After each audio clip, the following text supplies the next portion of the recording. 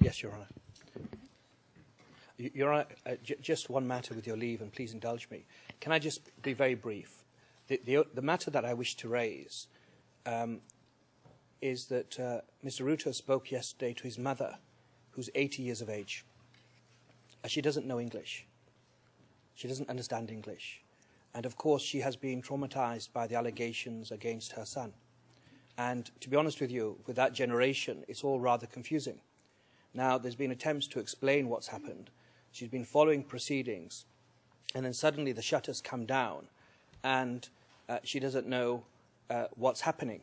Now, there is a human face. We're not mechanical. It's not a mechanical process here.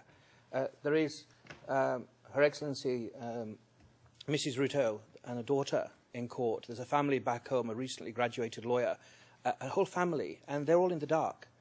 Your Honour, just in relation to future matters, Mr. Ruto has endured being publicly named by Ocampo, a summons, and very serious allegations being made.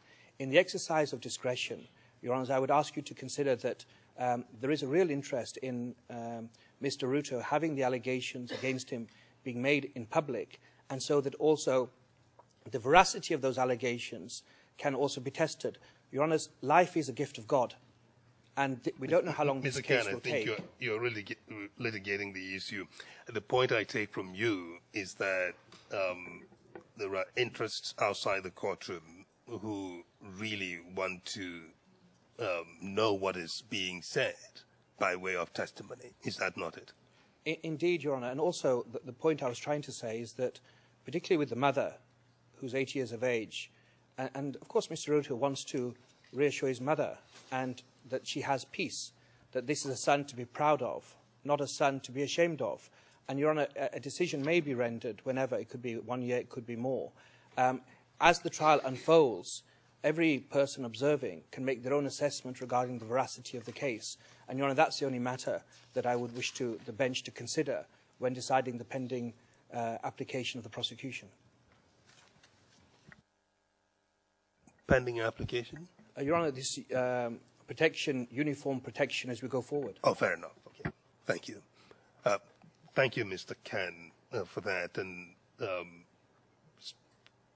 for that reason that we're putting the extra burden on the prosecution to do their best to make sure that the public redacted versions are released as quickly as we can by way of their proposal, and then the chamber will, of course. I'm most grateful, but yes. Your Honour, in relation to that matter, a lot of people that are interested don't know English or French.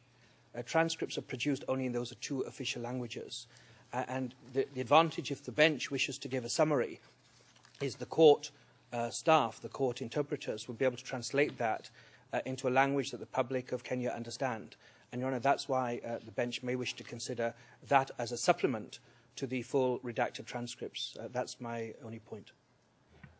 That seems to me a useful proposal that the chamber will consider. We'll consider that and see if there's any particular difficulty in doing that.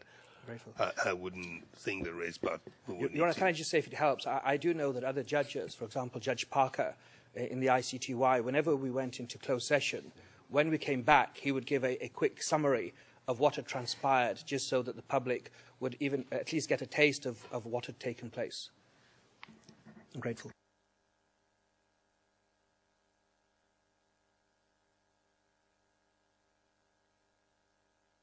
We will return to you on that.